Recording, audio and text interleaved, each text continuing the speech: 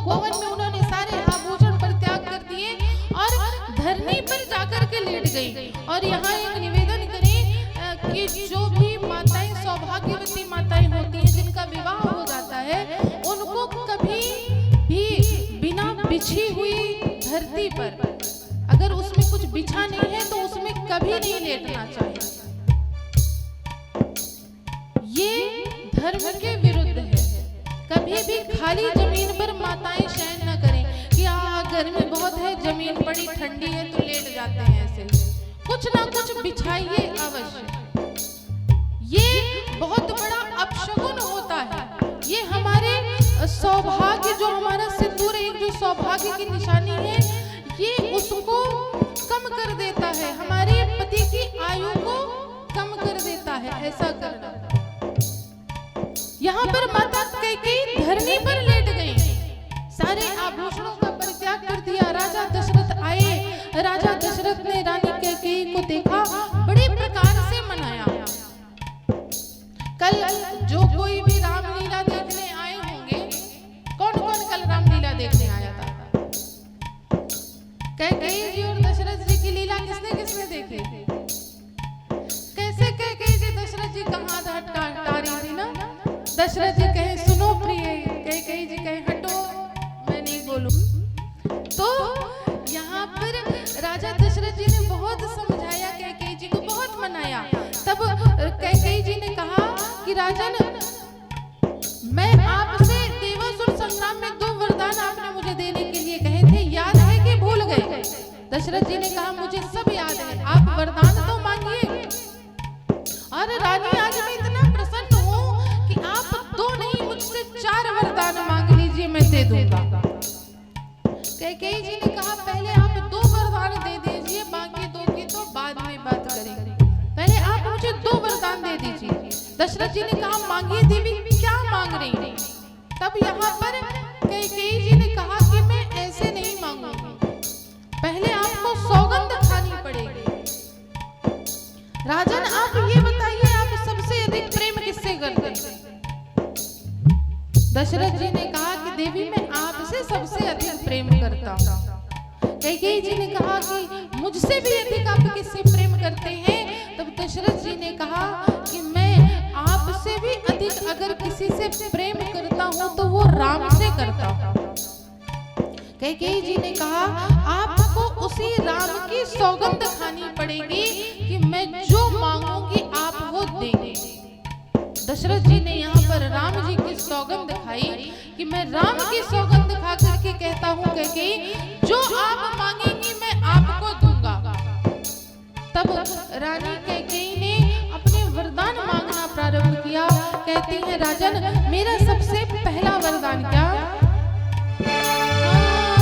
सुनहु प्राणपति भावत जी का, सुनहु प्राणपति भावत जी का, देहु एक वर धरत ही टीका, देहु एक पद भरत टीका।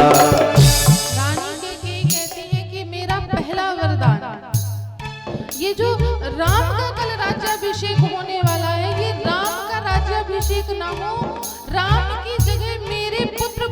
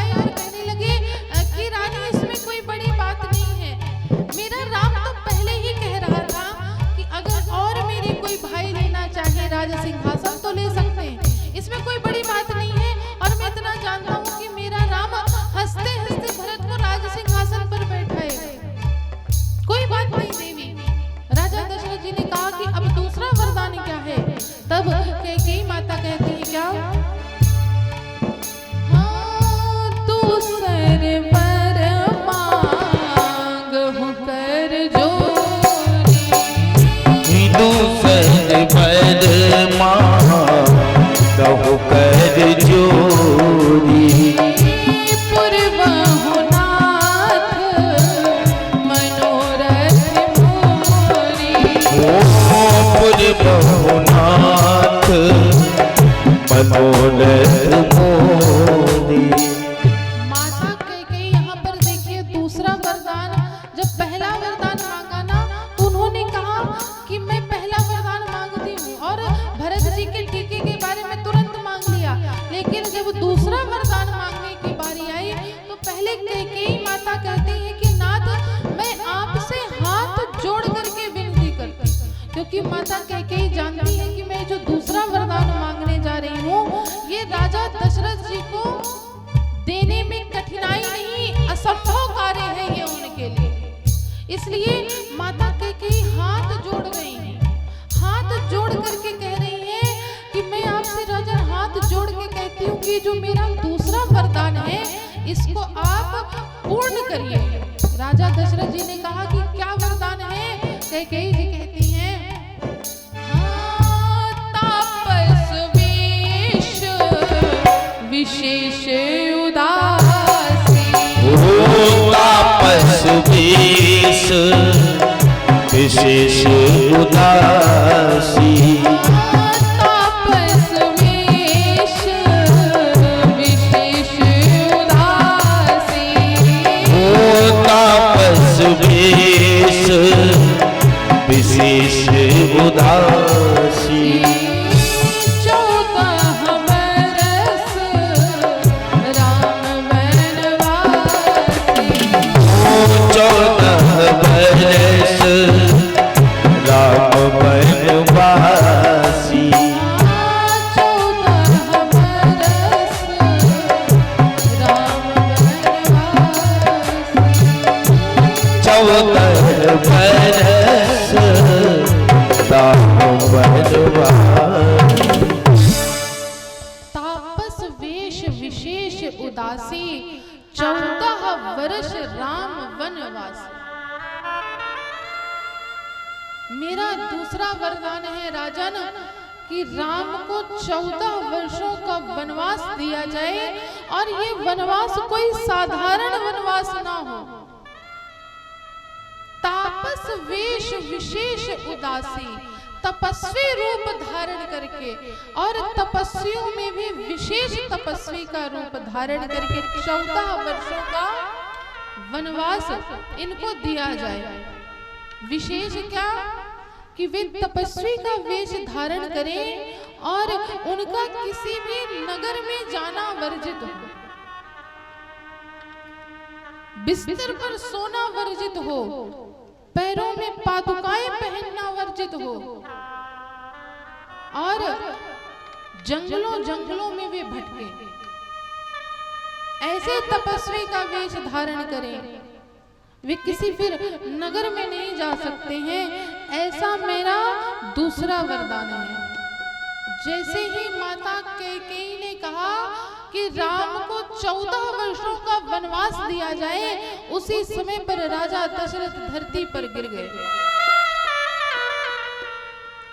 और नाना प्रकार से कैकेयी माता को समझाते हैं, लेकिन कैकेयी माता नहीं मानती। दशरथ जी कहते हैं कि कैकेयी मैं पहला आपका वरदान दे दूंगा, मैं भरत का टीका कर दूंगा, लेकिन आप अपना ये जो दूसरा वरदान है इसको वापस ले लो।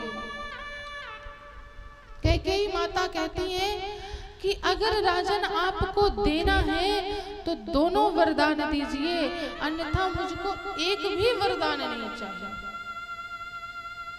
लेकिन राजन एक बात जीवन भर याद रखिएगा, अगर ये वरदान आपने मुझको नहीं दिए तो आप ये कहना छोड़ दीजिएगा कि रघुकुल रीति सदा चली आई, प्राण जाए पर वचन न जाए।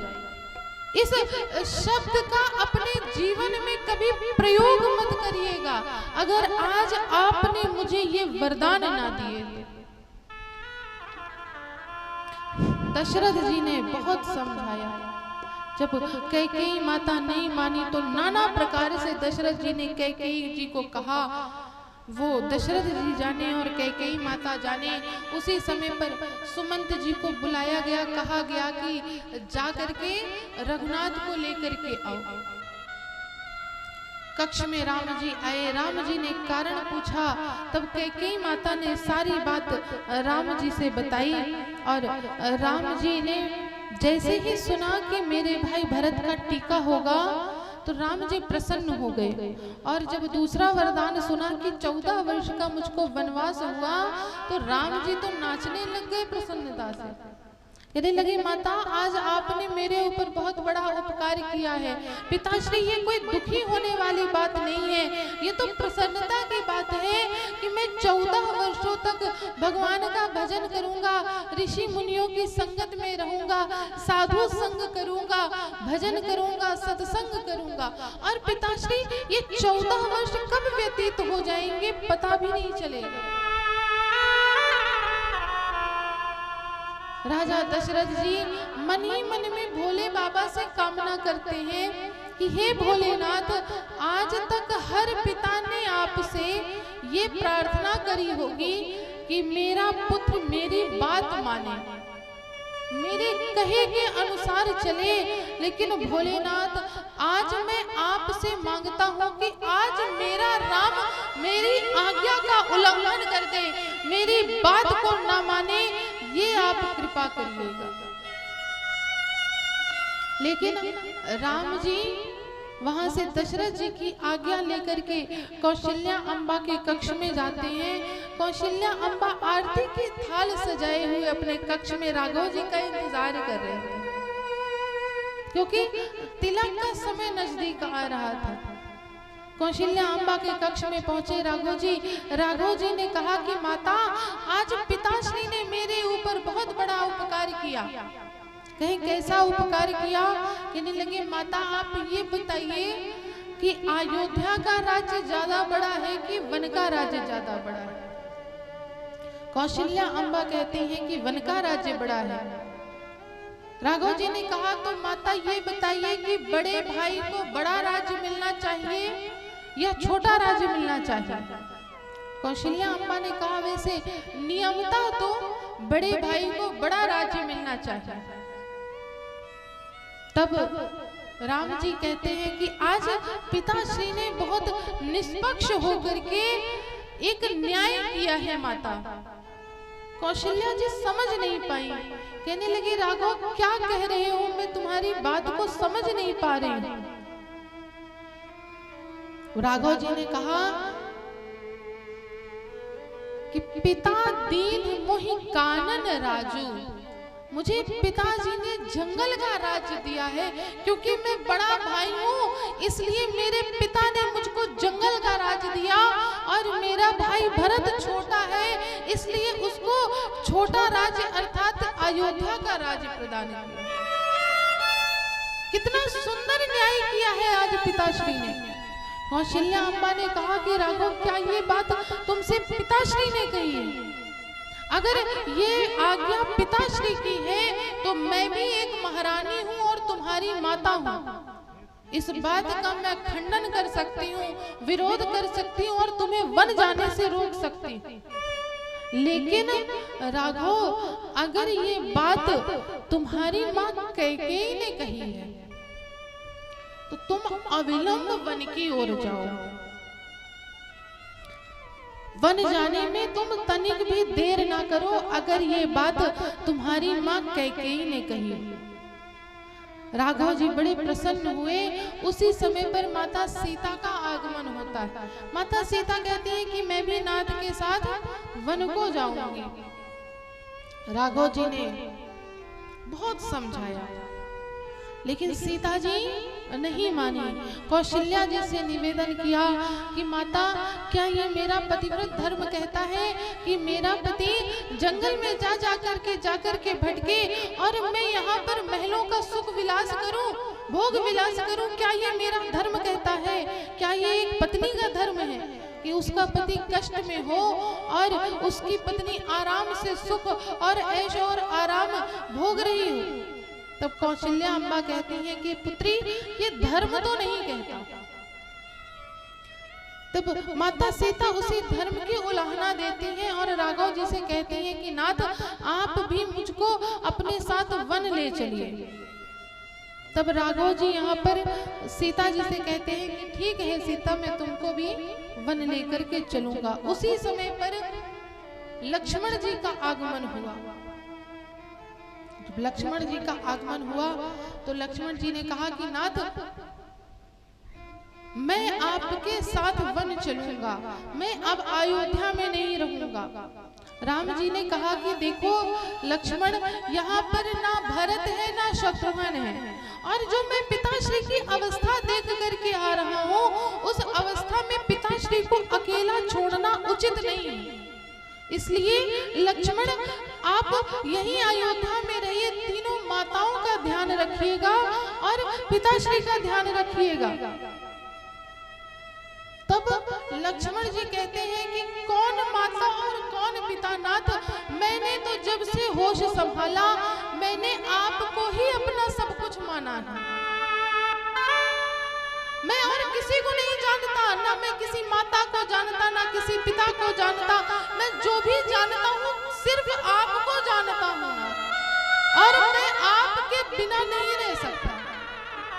लक्ष्मण जी कहते हैं कि तुम ही मेरी नैया, किनारा तुम ही हो, तुम ही मेरी नैया, किनारा तुम ही हो, मेरी जिंदगी का सहारा तुम ही हो।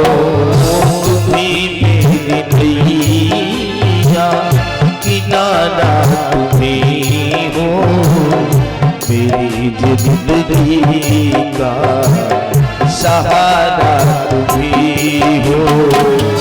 तुम्हीं मेरी नैया, किनारा तुम्हीं हो, तुम्हीं मेरी नैया, किनारा तुम्हीं हो,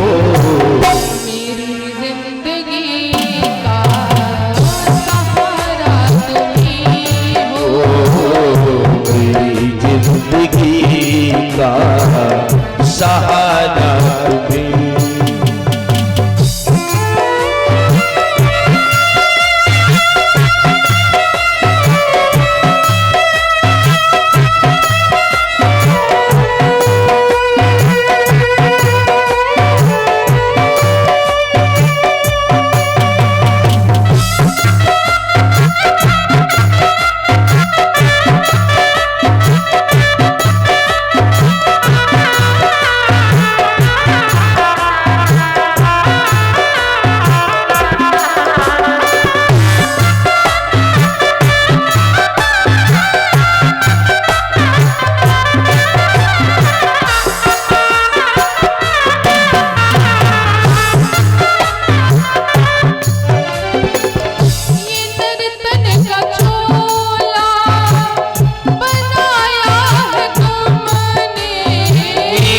नर्तन का चोला बनाया है जिसने, नर्तन का चोला बनाया है तुमने, ये नर्तन का चोला बनाया है तुमने, सभी अंग ढंग से सजाया है तुमने, सभी अंग से सजाया है तुमने।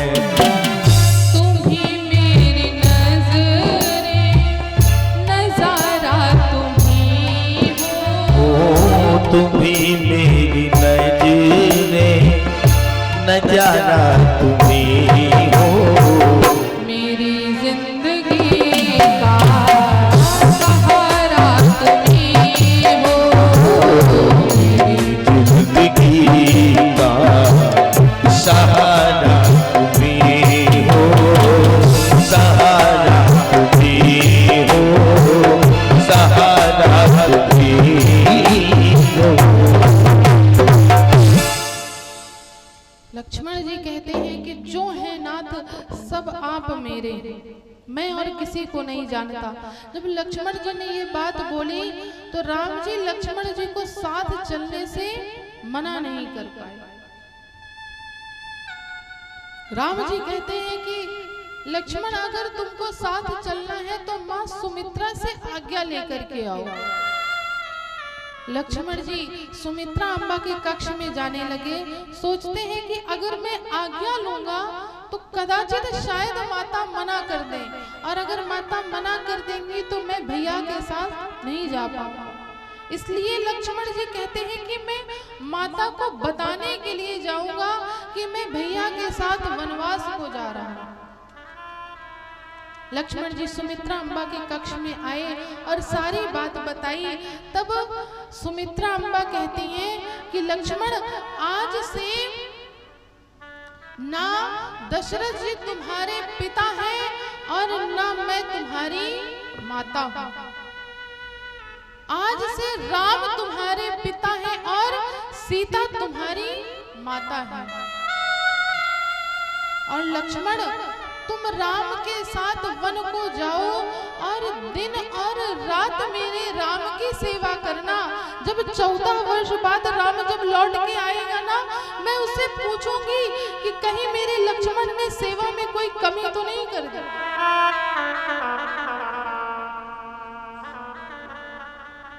अगर लक्ष्मण तुमने मेरे राम की सेवा में कमी रखी तो मुझे कभी अपना मुख मत दिखाना। और एक निवेदन करें कि इस पूरी रामचरितमानस में अगर किसी ने त्याग किया है तो शायद माता सुमित्रा जैसा त्याग किसी ने नहीं किया। ना उनके पुत्र को राज सिंहासन मिलना था, ना उनके पुत्र को वन में जाना था, लेकिन माता सुमित्रा का यह निस्वार्थ प्रेम है कि उन्होंने सहर्ष अपने पुत्र लक्ष्मण को वन में भेजने के लिए तैयार हो गई। और उनके त्याग की पराकाष्ठा तब पार हो गई जब रावण और श्री राम जी के युद्ध के समय जब लक्ष्मण जी को शक्ति लगी, हनुमान जी जब संजीवनी बूटी लेकर जा रहे थे, भरत जी ने जब बाण मारा तो हनुमान जी ने जब बताया कि लक्ष्मण जी को शक्ति लगी है, तब सुमित्रा जी कहती हैं कि हनुमान, राम से जाकर के कह देना कि चिंता मत करें, दुखी मत हो, अगर लक्ष्मण को कुछ हो गया तो मेरा एक और पुत्र है शत्रुघ्न, मैं उसको भेज दूंगा, लेकिन मेरी सीता को और मेरे राम को लेकर के आना। हनुमान, तुम लक्ष्मण की चिंता मत करो, मेरा अभी एक वीर पुत्र और जीवित है। ये है माँ सुमित्रा का त्याग। हम आप कैकेयी माता के त्याग को तो सुनते हैं, कौशल्या अम्बा के बारे में जानते हैं, लेकिन जो त्याग, जो प्रेम माता सुमित्रा ने दिखाया है राम जी के प्रति, शायद ही कोई उनसे इतना प्रेम करता। परिणाम स्वरूप लक्ष्मण जी, सीता जी और राम जी तपस्वी वल्कल वेश धारण किया और वन की ओर चल गए। सुमंत जी को दशरथ जी ने भेजा कि दशरथ जी ने कहा सुमंत जी से कि सुमंत सारे अयोध्या वासियों के मुख से उतना ज्यादा व्यथित होते जा रहे हैं कि अब शायद मुझे मेरा राम देखने को ना मिले, अब मेरा राम मुझको देखने को नहीं मिलेगा। दशरथ जी बड़े परेशान, कौशल्या अम्बा बहुत संभाल रही है दशरथ जी को। दशरथ जी बार बार धरनी पर गिरे, कौशल्या अम्बा संभाले, कौशल्या अम्बा अपने कक्ष में लेकर के गई दशरथ जी को। इधर राम जी वन की ओर चल दिए, सारे अयोध्यावासी पीछे पीछे जा रहे हैं और रात्रि का समय हुआ। जब रात्रि का समय हुआ तो अयोध्या वासियों से राम जी ने कहा कि अब बहुत रात्रि हो गई है, आप सब लोग यहीं पर विश्राम करिए। सारे अयोध्यावासी विश्राम करने लगे। जब सब अयोध्यावासी विश्राम करने लगे तो राघव जी ऐसे ही धरनी पर जाकर के ना कुछ बिछा है, ना उन्होंने कुछ पहना है, केवल एक तपस्वी का सादा सा पटका डाला हुआ, और उसी कंकड़ वाली जमीन पर जाकर के, कांटे लगे हुए जमीन है, और जाकर के वहां पर विश्राम करने लगे। जब विश्राम करने लगे तो क्योंकि माता सुमित्रा ने कहा था कि मेरे राम की दिन और रात सेवा करना, और सेवा तभी हो सकती है जब आप जागेंगे। तो यहाँ पर राम जी जाग करके राघव जी की सेवा कर रहे हैं, अर्थात पहरा दे रहे हैं। जैसे ही राम जी उस धरनी पर लेटे और लक्ष्मण भैया ने राम जी को देखा, जैसे ही राम जी का वह रूप देखा लक्ष्मण जी ने उस धरा पर लेटे हुए, राम जी अपने आप को रोक नहीं पाए और निढाल होकर के धरनी पर गिर पड़े और रोने लग गए।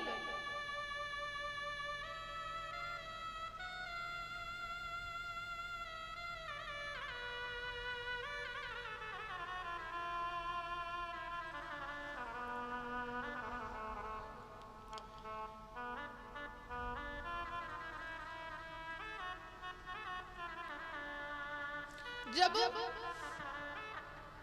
लक्ष्मण जी रोने लगे राम जी को देख के, तो सुमंत जी आए।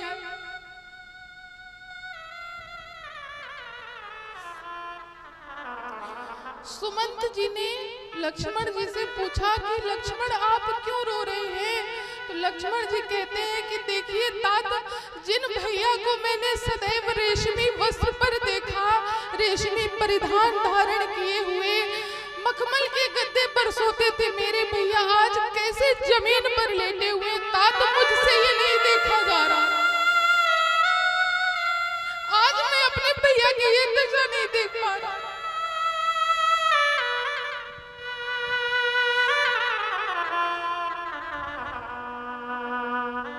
सुमंत जी कहते हैं कि लक्ष्मण, आज शायद हमें विधाता ने यही दिन दिखाने के लिए जीवित रखा था। मैंने कभी कल्पना नहीं की थी कि मैं अपने राम को इस रूप में देखूंगा।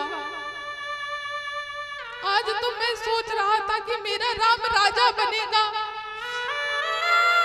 आज उत्सव होंगे महल में, लेकिन आज मेरे राम को जमीन पर लेटना पड़ रहा है। मैं ये नहीं देख सकता। और यही बात करते करते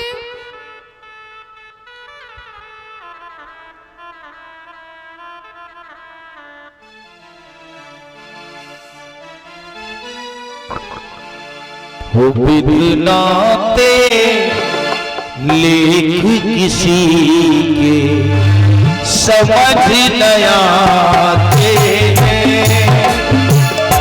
बिदनाते किसी के समझ न आते, जन जन के प्रिय नाम लखन सिया पद को जाते हैं, बिदनाते किसी के।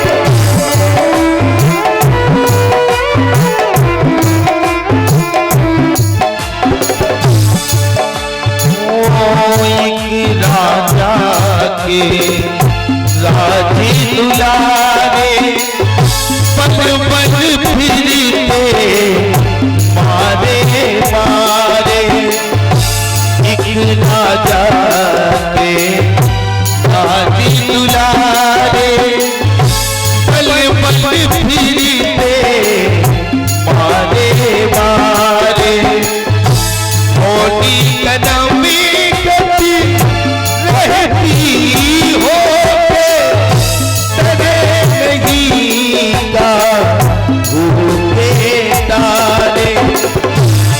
सबके कष्ट मिटाने वाले, सबके कष्ट मिटाने वाले, कष्ट उठाते हैं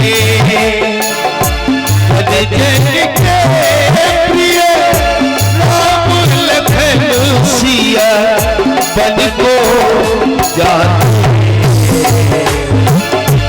विधना तेरे लेकिन सीए समझ नहीं आते विधना तेरे